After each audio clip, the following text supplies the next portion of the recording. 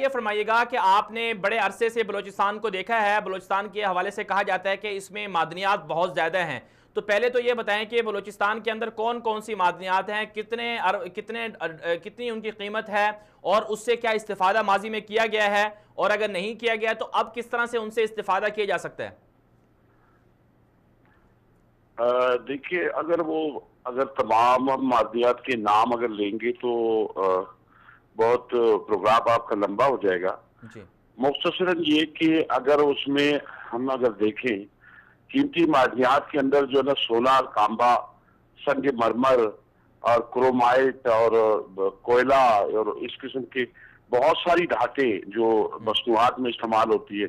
तकरीबन 20 किस्म के मुख्तलिफ धातें बलूचिस्तान के अंदर जो है ना पाई जाती है। और अभी जो जिन पर काम हो रहा है, जो बड़े बड़े मंसूबे बलूचिस्तान के अंदर जो मादनियात के हवाले से हो रहे, उसमें सेंडक मंसूबा जहाँ सोने और तांबे के जखायर है उन पे चाइना के जरिए काम हो रहा है। और दूसरा रेकोडिक, वो भी जिला चागे के अंदर है। उसमें भी जो है ना वो कहते हैं कि अरबों डॉलर के जो है ना सोने और तांबे के जखायर उसके अंदर मौजूद है।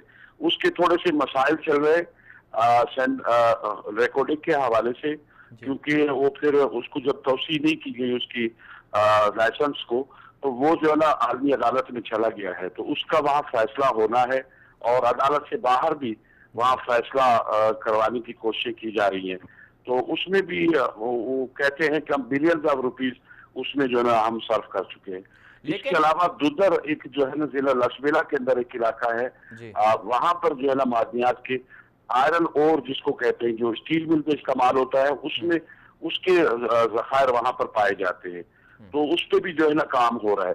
तो बलूचिस्तान, ये तो मादनियात की बात है। उसकी साहिल इतनी 770 किलोमीटर लंबी उसकी साहिल है। अभी बातें हो रही हैं सीपैक के हवाले से, पाकिस्तान के अंदर बातें हो रही है, गवादर की तरक्की की बातें हो रही हैं। तो बलूचिस्तान वो इलाका है जो अपने पोटेंशियल के हवाले से जो है ना बहुत ही रिच है। और जरूरत सिर्फ इस बात की है कि उसके वसाइल को इस्तेमाल में लाया जाए, बरूकार लाया जाए, मगर कुछ यहाँ के लोगों का भी ख्याल रखा जाए। ऐसा नहीं हो सकता है कि अपने वसाइल पर दस्तरस रखने वाले लोग अगर दूसरे को कोई चीज बरूकार लाते हुए देखेंगे तो जाहिर यहाँ पे रेजिस्टेंस भी होगी, यहाँ पर जो है ना लोग शोर शराबा भी करेंगे।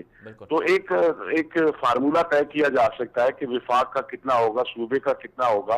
ये बैठ के अगर किया जाए, आजकल हमें जो है ना फंड्स की कमी का सामना है, हम बैरूनी कर्जों पर इन्हिसार कर रहे हैं। मैं समझता हूँ कि बलूचिस्तान को यूटिलाइज किया जाए तो हम कर्जों से निजात हासिल कर सकते हैं। सर, इसमें जैसे आपने कहा कि जो विफाक है वो बैठ के मामला तय कर ले, तो आप क्या समझते हैं जितने भी ज़खायर मौजूद हैं बलूचिस्तान में मादनियात के, उस हवाले से अभी तक वो सही तरह से काम नहीं हो रहा और यही अभी तक बाकी है ये काम के विफाक को कितना हिस्सा मिलेगा और सूबे को कितना हिस्सा मिलेगा? हाँ, मतलब ये कि मैंने कहा ना कि काम तो उस पर हो रहा है, मगर ये कि अभी बलूचिस्तान हुकूमत की भी अपनी जो है ना रिजर्वेशन है। पिछले दिनों मेरा ख्याल कल या परसों एक विफाकी सतह पर भी मिनरल के हवाले से वजीर आजम के जेर सदारत एक इजलास हुआ है, जिसमें हमारे वजीर आला जाम कमाल आलियानी साहब ने भी शिरकत की। तो इस पे बातचीत आला सतह पर की जा रही है।